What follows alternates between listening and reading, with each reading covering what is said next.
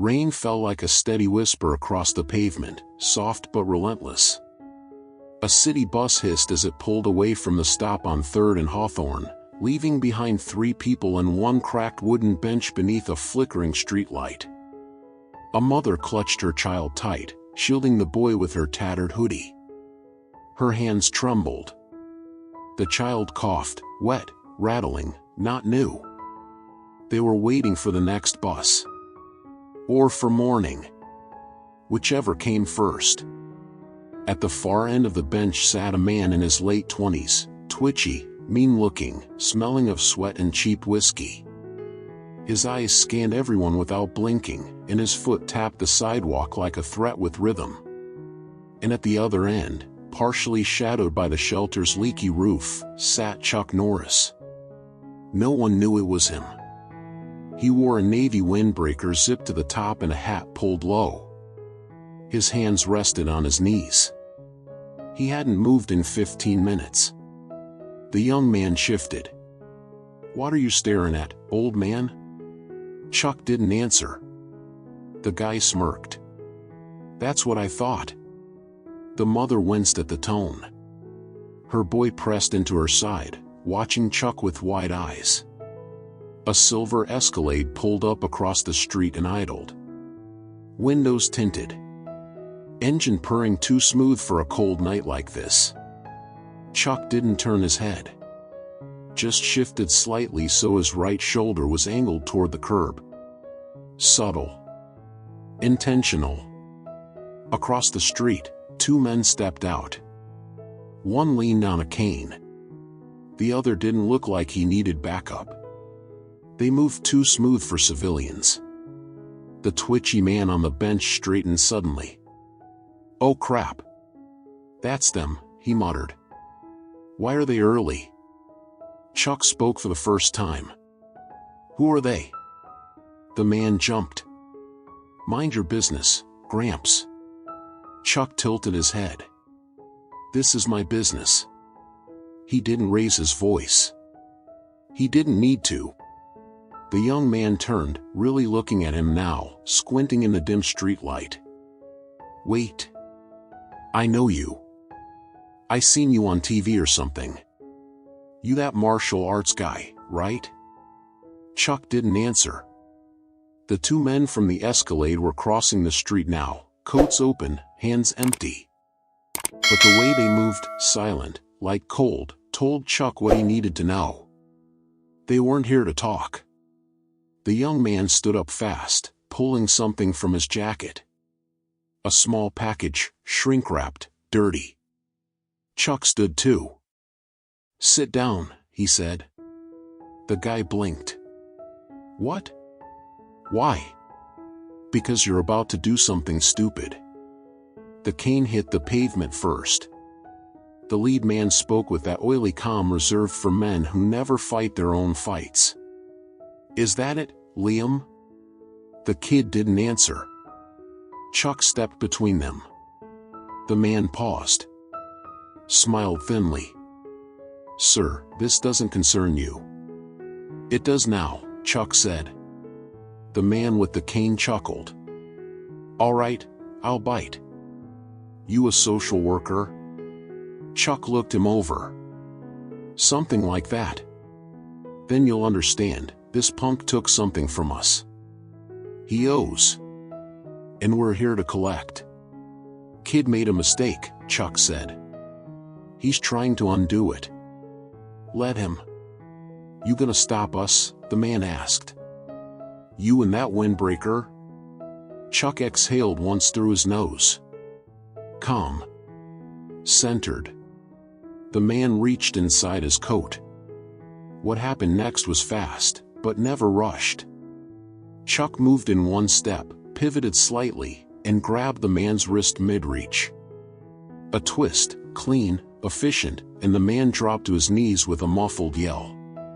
The second one lunged. Chuck sidestepped, grabbed the man's coat collar and belt, and hurled him across the sidewalk. He hit the bench back first, cracking it in half and rolling into the puddle below. The Escalade's engine revved.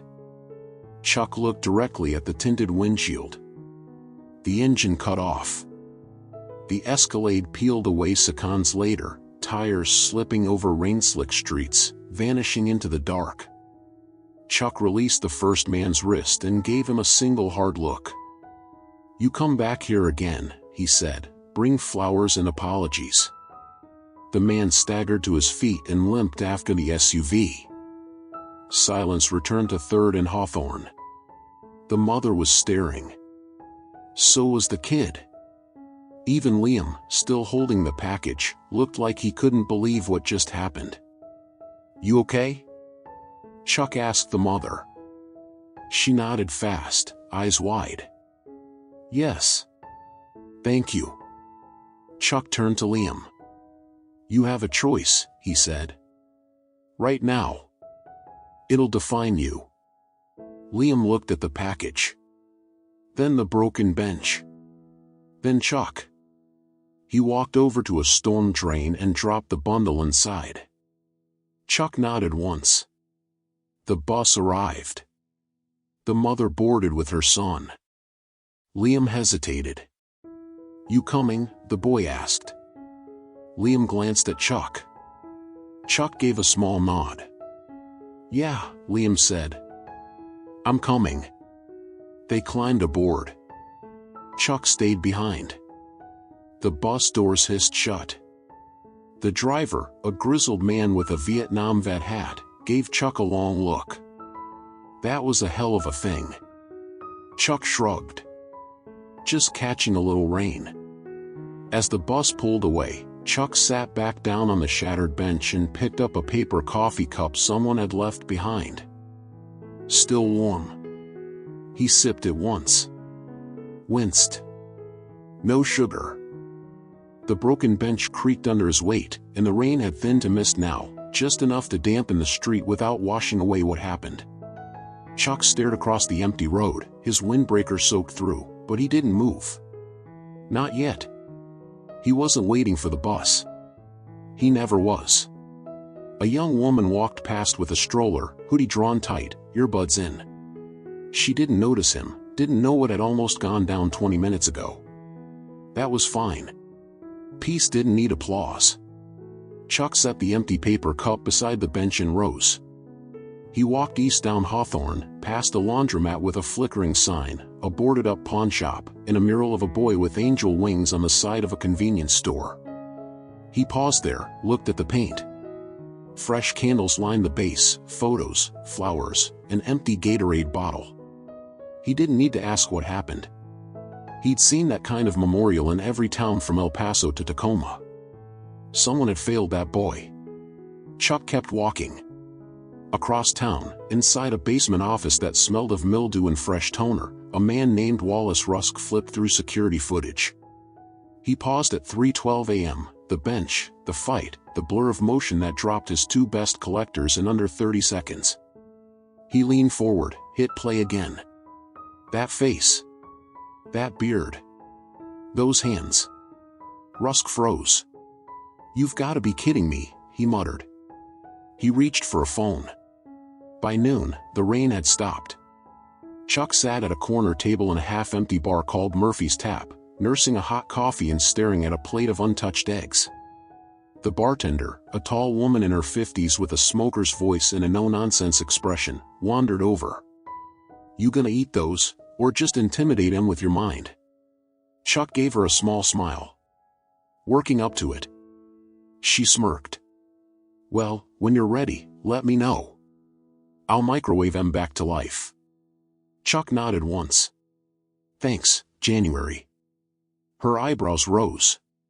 "How'd you?" But he was already looking out the window again. Across the street, a black sedan idled by the curb.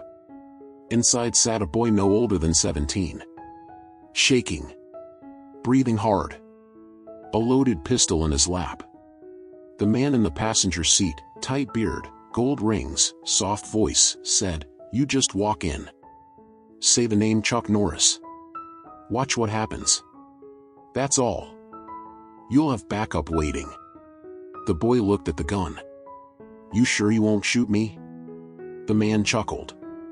"Son, if he wanted to shoot you, you'd already be dead." Back in Murphy's, Chuck stood and finally took a bite of egg. Across the room, the front door creaked open. The kid stepped in, shoulders hunched, hoodie up. He spotted Chuck instantly. Walked over. Stopped 3 feet away. "You Chuck Norris?" Chuck looked up. Saw the tremble in the kid's fingertips. "I am." The kid blinked twice. "I'm supposed to give you a message." "Okay." "You, crossed someone. Guy named Rusk. He says to watch your back." Chuck set his fork down. "Did he send you to tell me that?" The kid nodded, then added quickly, "They said you'd kill me." Chuck raised one brow. The kid pulled the gun from his pocket. Placed it gently on the table. "I don't want to be part of this." Chuck studied the boy's face for a long moment. Not fear. Shame. That meant there was still hope. "You hungry?" Chuck asked. The kid hesitated. "A little." Chuck pushed his plate toward him. "Eat," he said. "Then go home. Tell your mother the truth." "She already knows," the boy muttered. "Tell her anyway." Jan watched it all from the bar. "You gonna tell me what that was about?" Chuck wiped his hands with a napkin. "Some men build empires with bricks. Some with fear. And you?" Chuck stood. "I just take them apart." In a different part of the city, Wallace Rusk ended a call with shaking hands. His assistant walked in, confused. "Boss?" "Change of plans," Rusk muttered. "Cancel the follow-up. Pull the van." "Why?" Rusk stared at the wall, not blinking. "Because I just remembered who I'm dealing with." Back in Murphy's, Chuck pulled out a 20, left it under the empty plate, and nodded to Jan. He stepped into the street, the clouds parting just enough to let a shaft of sunlight hit the mural across from him. The Angel Boy. Chuck looked at it again. Then kept walking. Wallace Rusk stared into the bottom of a whiskey glass and tried to forget what his men had told him. Chuck Norris. The name wasn't just a name, it was a turning point. A warning. The moment the predator realizes he's not alone at the top of the food chain. Rusk had built his world carefully, intimidation, manipulation, soft threats that turned hard when needed. City contracts. Judges on speed dial. He was invisible in broad daylight. Until a quiet man took a seat at a broken bus stop. Now, the boy he'd sent had flipped. The courier. The collectors. The Escalade. All gone. Not dead. Worse. Disarmed. Humiliated. And Chuck hadn't even broken a sweat. Rusk set down his glass and walked to his desk. Opened a drawer. Inside lay a file stamped with a red stripe, dusty, as if untouched for years. The cover read. Classified, Operation Kodiak, Subject CN001. Recommendation, do not engage. He flipped it open. Page after page of reports, transcripts, satellite captures. There was no official record of Chuck Norris. Only warnings. An aftermath. Rusk shut the drawer. For the first time in years, his hands were shaking. Meanwhile, Chuck walked into a rundown barber shop on 11th and Dahlia. The kind with sun-bleached photos on the walls and a gumball machine that hadn't been filled since 1994. The man inside looked up, electric clippers in hand. "Still keep a chair open for you," he said. Chuck nodded, removing his hat. The old barber, Eddie, motioned to the second seat. "No appointment needed when your boots echo like that." Chuck sat down. "You hear about last night?" Eddie chuckled. "Heard a lot of things. Some folks say you broke a man's arm without even raising your voice." "That's not how it happened," Chuck said. "No? I did raise my voice." They both smiled. Eddie started the clippers. "What brings you in, really?" Chuck exhaled through his nose. "Rusk." Eddie stopped mid-shear. "Still alive?" "Unfortunately." Eddie set the clippers down. He was a snake back then. Now he's a python in a pinstripe. Owns half the West End. Chuck's eyes didn't move. Not for long. That night, Rusk hosted a fundraiser at a golf club in the hills. Politicians, judges, corporate donors in tailored suits. Waiters moved like shadows between tables, pouring $1,000 wine no one tasted. Rusk stood near the balcony, delivering thin smiles to fat checks. Until someone whispered in his ear. He turned pale. Who? The aide repeated the name. He's here? Right now. Rusk looked around. The room hadn't changed. But the temperature had dropped. A door opened at the far end. Chuck walked in. No fanfare. No entourage. Just a black blazer, jeans, and boots that left dust on the carpet. Eyes turned. Some recognized him from television. Some didn't recognize him at all, and somehow, that was worse. Chuck walked to the bar. Ordered water. Drank half. Then turned to face Rusk across the marble lobby. Rusk tried to hold his stare. Failed. The silence stretched. Chuck finally spoke. Just loud enough for the room to hear. Do you remember Amira Collins? Rusk flinched. No. You should, Chuck said. You ruined her father. Forced him to sell their house. Drove him to suicide. Rusk blinked rapidly. That was years ago. It was business. I didn't. Chuck took a step forward. Rusk instinctively took one back. She remembers. Chuck reached into his jacket. Rusk gasped. Chuck pulled out a photo. Laid it on the bar. Rusk glanced down. A girl in a blue dress. Amira. Holding her diploma. Chuck looked up. She graduated last week. Debt-free. Full scholarship. Rusk's jaw tightened. What do you want? Chuck leaned in. I want you to feel something you've never felt before. And what's that? Rusk snapped. Small. Chuck turned and walked away. No police. No threats. No violence. But as he walked through the crowd, they parted. And Wallace Rusk, man of power, of money, of untouchable deals, stood motionless under the chandelier, shaking. Not from fear of what Chuck did, but of what he might. Outside, Chuck stepped into the cold night air. Eddie was waiting in his truck, engine running. You sure that's enough? He asked as Chuck climbed in. It will be. Chuck buckled in. But if it isn't? Eddie smiled. Then I guess we just open the file again. Chuck looked out the window. The file was never closed. A man like Wallace Rusk didn't wait for storms, he struck first.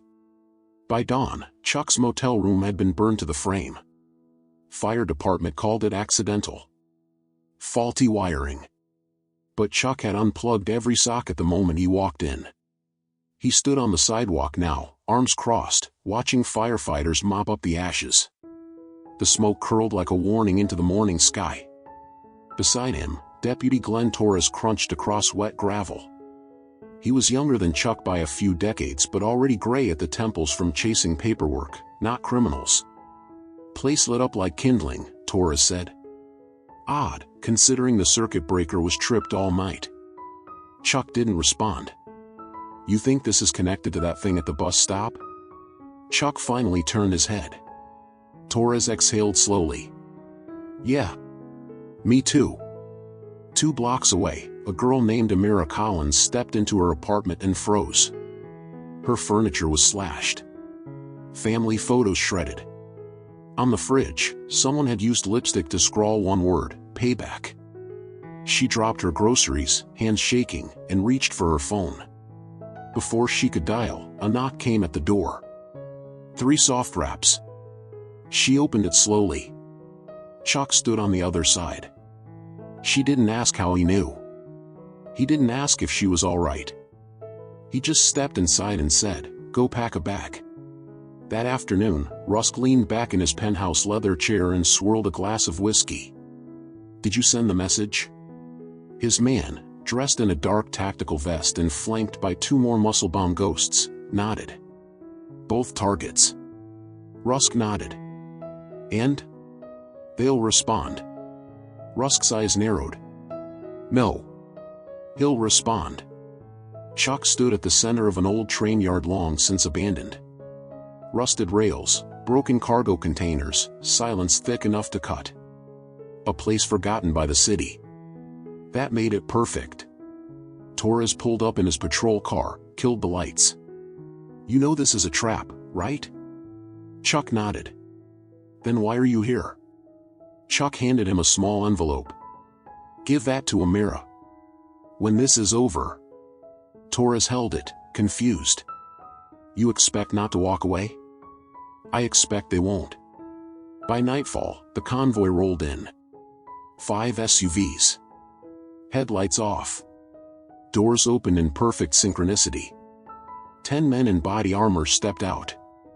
They moved with confidence. Guns drawn. Formation tight. Then Rusk stepped out. No armor. No gun. Just a smug grin and a phone in his hand. "This is where your myth ends," he called across the yard. "You're not the man you used to be." Chuck's voice came back, even and cold. "That's true." Rusk smirked. "I'm better." Then it began. Not a fight. A dismantling. The first man approached. Chuck sidestepped, grabbed his arm, and used his momentum to send him into the side of a train car with a metal clang. 2 more rushed.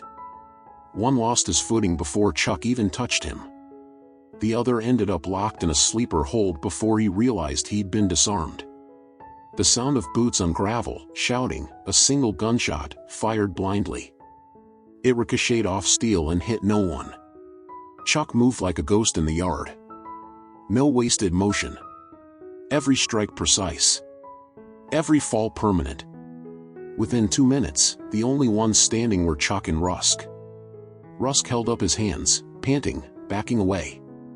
"This doesn't solve anything," he gasped. "You'll never get rid of me." Chuck stepped forward. "You already did that."